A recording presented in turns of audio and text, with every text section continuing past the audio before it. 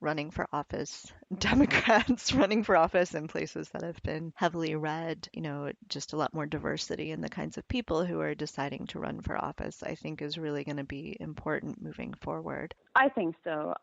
I think that they're going to grow up and they're going to look at things very differently than we do, and one day we're going to have to pass the baton to them. So I think it's important that we teach them how to do it and get them involved, and maybe in a way don't shelter them from this stuff. I had a really hard time with the Women's March. Do I take him? Do I not? The deciding factor ended up being that he wanted to go. He insisted on it because I was worried about it the day before. He insisted on it. He said he wanted to go. But I think that they need to know how to get involved in that, and that it does matter, and that there is something that you can do. And if nobody speaks up, then nothing gets changed, even though you might not be successful in whatever it is that you're trying to do, but just that it's important to try. Yeah, I think at this point my kids like going to marches, or at least they like holding signs. Yeah, Ben likes to make signs with me. The last one was, what did he make for the last Women's March this year? I think it was representatives should work for the people, not corporations. And I was like, oh, my baby listens to me. That's a good one. It is a good one. So did you go to the DC March? I went to Baltimore this year. I went to DC the year before for in 2017. And I'm glad I did. I'm glad I went to DC the first year, and then the second one went to Baltimore, because it was cool to see everything local and not such a grueling day the second time.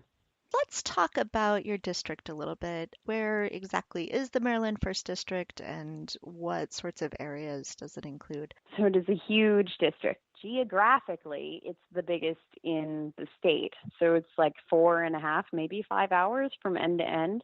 But it's all of Maryland's eastern shore, so Ocean City all the way up. And then the northern parts of Hartford, Baltimore, and Carroll County. And those areas are more, suburban, rural. The eastern shore is rural, it's agricultural communities. They rely heavily on the fishermen and the farmers out there. So it's a totally different thing than you would get over on the western side of the bridge, where it's, a lot of federal contractors, things like that. And then obviously we've got the tourism industry going in Ocean City and down that way. But it's diverse in terms of geography, certainly, and what kinds of areas you have within it. And you said that the district went heavily for Trump in 2016. Andy Harris outperformed Trump, actually, within the district itself. When I referenced that earlier, it was Hartford County, which is just a piece of it. But the district itself, I want to say like 60% Trump, something like that. Harris did better than that. He outperformed him, which is scary because he's a House Freedom Caucus member. He's as right wing as you get. I think people just didn't know what he was doing, and he's been around, and they say, oh, well, he's a doctor. He went to Johns Hopkins. All must be well in the world, except he's crazy. I think that you have these rural districts where the Democrats have not been great at showing up. The only people I've ever had canvass at my house in 35 years have been Bernie people. They're the only ones who've ever showed up. After a while, people really start to question, how supportive are we going to be of a party that doesn't even bother talking to us? And they're starting to come back, I think, for reasons I'm sure we all would have avoided. So what is your plan then if it's a very red district in 2014, 2016? What is your plan to motivate Democrats to come out more and to vote to try to swing the district? Part of the number and the turnout among Democrats is that Democrats haven't really been seriously competing here. So that 28% that you saw in 2016, there was very little campaigning that went along with that. That's just your bottom number, like a tree stump running as a Democrat is going to get that 28%. So there's that. But I just talk to people. I talk to everybody. I'm partisan, right? I have my views, but I don't fit cleanly into some box. My bachelor's degree was in philosophy, and I studied ethics and logic. So anything that I'm talking to somebody about in terms of a policy position, it's based on ethics and logic. If you can get behind either of those things, then you can probably have a conversation with me. And if nothing else, you can appreciate the fact that I'm willing to have a conversation, and I showed up in the first place, and I took the time to speak to people and to hear them out. Harris doesn't even show up. This is a guy who does only teletown halls, basically, and When you do talk to him, you get a form letter back from him saying he's going to do the exact opposite of whatever you asked for. You just need to increase awareness of the fact that Harris isn't doing his job, what the actual impacts of these policies are, because he's not a John McCain Republican. He's a House Freedom Caucus member. You have to educate people on what he stands for, and then give them an alternative and show up and just talk to everybody, knock every door, get them out that way. But I've been pretty good at flipping the Republicans. I've gotten dozens of people to go and switch their party registration in the last couple of weeks to come help in the primary. I think it can be done. Absolutely. Well, if we lived in Maryland, you'd have my husband's vote. He's a philosopher, so. Cool. I'll take the philosophy votes. He'd be super excited about that. So obviously healthcare is a really important issue for you, and it sounds like transparency and communication from government is important. What are the other issues that you're really passionate about?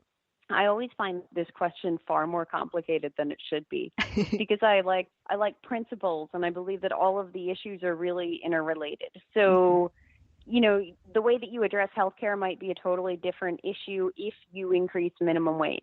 Right? Everybody has livable wages. Maybe it's not as much of a problem and you can do something else. All these things are like a big giant system, and they depend on each other. Broadly, though, I believe that a representative's job is to be available and responsive and to advocate on behalf of the people that they serve.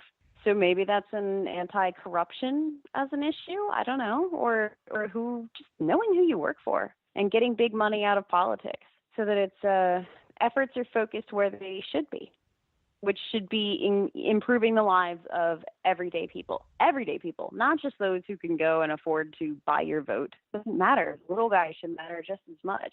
And the other thing is that just the idea that every individual, every family deserves the tools and resources that they need to be successful. And that could be any number of things. It could be a strong K through 12 education system, universal pre-K. It could be livable wages. It could be universal health care, trade schools, things like that. There are so many different things, but all of them would really make people's lives better. Mm-hmm. But maybe one thing that you don't hear so often is caregiver issues is a big one for me, because that's why I had to start my business. And it's a big problem with an aging baby boomer population. People are finding themselves in the sandwich generation where they're caring for their parents who need a lot of assistance and also raising their own families. There's a huge price tag, income hit associated with it. Usually hits women more than it hits men. Employers don't know how to deal with it. Obviously, you take away my health insurance, and you would have taken away my ability to help care for my mother. That's crazy to me. It's so hard to just get the care that you need. And hospice care, right? If you send your parent if they go to a skilled nursing facility, Medicare will cover almost all of it. But if they want to die at home, then all they're going to give you is a hospice nurse 1 or 2 times a week and a hospital bed. It doesn't make any sense to do it that way. Pay for the home needs. Things like that could be a really, really big help to families. Paid leave, too, would be another big one. I just think that we need to stop with this focus on the idea that working 60 hours a week is your only determination of worth or value. It's not. You can be valuable to your community and to society in so many other ways without killing yourself. And our kids are all better off, and our families are all better off if not just mothers, but fathers are around for their families. It's interesting that you mention caregiver issues, because in recent weeks I've been talking to lots of candidates, and at least 2 other people who I've talked to, both women, in recent weeks have also mentioned this. So Julie Oliver, who's running in the Texas 25th district, and Adrienne Bell, who's running in the Texas 14th district, they both mentioned caring for aging parents as something that was sort of an important life experience that they're remembering as they're running for office, and that, is part of what's sort of spurring them on to think about running for office. I think this sandwich generation is really gonna be hit with this in a lot of ways. The average income loss is something like $325,000 for anybody taking on that caregiver role. Mm-hmm. And that's just for a parent. I mean, add it to whatever the income loss for most women is who choose to stay home with their kids for a couple of years. and people need support. I mean, it's very overwhelming. I'm one of 4 kids. So there were other kids that I could call. I can't imagine if my dad weren't around, if my siblings weren't around, what that scenario would have been. Certainly it had a lot to do with me running because my mother spent her whole life trying to get towards universal health care and end racial disparities in health care. She started a nursing program in the state at one of the HBCUs. And she died 3 days after Harris said that to me, that he thought, most people wouldn't mind if women paid more for health insurance. And my mom was a hellraiser. So she would never have tolerated somebody saying that to her. She was supportive of the idea. She knew how angry I was. She knew that how much was on the line. And she taught me to stand up for myself. I think that I would also say, and it sounds bad, but if she hadn't passed away, there's no way I would be able to run. God, I miss her. I miss her so much. And she's with me, and I'm going to continue on her work to the best of my ability because she died too young. But yeah, she was a fighter and definitely had a big impact. I mean, I think it was just all these things combined. It was no one thing, but it was everything all at once where I just said, enough is enough. I didn't work through all of this garbage so that an incompetent congressman could overturn a policy that I depend on.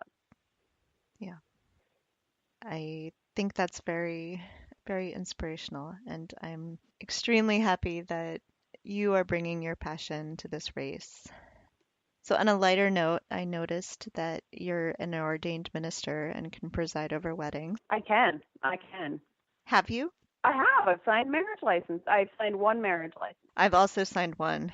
I'm also an ordained minister through the Universal Life Church Hey, online. me too. All right. And That's good. I presided over my brother's wedding. There you go. Yeah. See, you never know when you'll need it. I have to say it was a little bit of a moment of like I feel like I'm subverting something here, that in order for me to do this governmental process, I need to go and s- join this religious thing online. It's like this doesn't make any sense.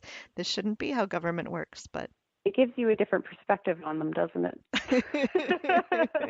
my husband and I were married by a judge, so that felt much more normal and worked for me. But I mean, obviously I'm divorced now, but I was married for 10 years and more than 10 years. We got married in a courthouse originally. It was really important to my mom that I have a ceremony. So we didn't tell her. We came home, we had a ceremony, and my friend Tracy got ordained so that she could theoretically preside over the wedding. And she did our ceremony at this, it was out of the vineyard, I guess. But yeah, it took my mom 5 years to figure it out. I was out at like a work happy hour or something, and my phone rings, and she goes, and it's my mom yelling on the other end. Were you married in Bell County, Texas? Yeah, Mom. Yeah, it was. And she's like, I can't believe you. Yeah. And I'm like, Mom, we've been married in 5 years now. Your grandson is legitimate. All is well in the world. I think people were glad that we had the ceremony. There'd probably be some people that hear this and then they're surprised because they were there. Didn't know. I hope they don't feel gypped or something. we told everyone we got married over Facebook, so Well, I mean, it's one way to announce it. yeah, you just change your status and everyone knows. There you go. All right, Allison, is there anything else you would like people to know about you? There's lots of things to know about me. I value authenticity, but I'm at a loss for anything specific that people should know. Oh, I'll answer you if you ask me questions. There's one. If you want to know something, message me on Twitter or Facebook. All right, and we will put the links for your website and your Facebook page and your Twitter page up on our show notes so everyone can find them. Thank you very much. Yeah, and when is your primary? It is June 26th. Okay. So you've got a little while to go out and knock on all those doors. Yeah, it's a lot of doors. We'll get it done. Well, thank you so much for coming on and for coming on short notice. I really appreciate it. No problem. Thank you for having me on. Yeah, of course. Our theme music is called Sweeter Vermouth and was composed by Kevin MacLeod of Incompetech.com. It is licensed under Creative Commons by Attribution.